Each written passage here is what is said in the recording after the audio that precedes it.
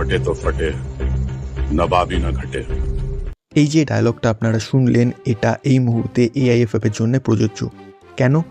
কারণ last মান্থে confirm হয় যে ইন্ডিয়ান ফুটবল টিম সেপ্টেম্বরে ইন্দোনেশিয়াতে হওয়া ইনগোরাল ফিফা আসিয়ান কাপে পার্টিসিপেট করবে। ইন্ডিয়ার গ্রুপে রয়েছে হোস্ট ইন্দোনেশিয়া, সাথে মালয়েশিয়া অ্যান্ড সিঙ্গাপুর।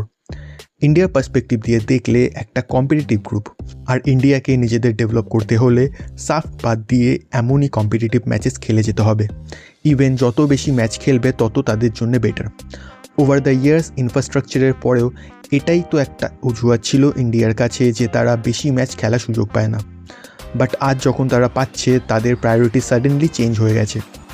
তাদের ফোকাস এখন ফিফা আসিয়ান কাপ না, তাদের কারেন্ট প্রায়োরিটি 3 অক্টোবরের ব্রাজিলের এগেনস্টে friendly match.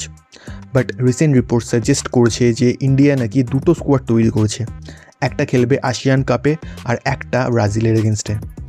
Just think about this, Indian national men's football টিমে কি সিরিয়াসলি এতটা ডেপথ আছে যে তারা দুটো টিম প্রিপেয়ার করতে পারবে?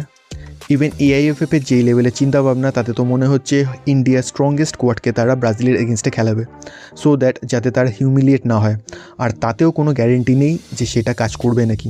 ব্রাজিলের এগেনস্টে গোটা 90 মিনিটস বলের পেছনে দৌড়ানো আর ডিফেন্সে দাঁড়িয়ে থেকে গোল খাওয়ার থেকে ফিফা অর্গানাইজ টুর্নামেন্টে নিজেদের বেস্ট দেওয়াটাকে বেটার বলে মনে হয় না? এইভাবেই যদি সব কিছু চলতে থাকে তাহলে ভিশন 47 তো ছেড়ে দিন, আগামী 5 বছরে ইন্ডিয়ান ন্যাশনাল ফুটবল টিম বিলুপ্ত হয়ে যাবে।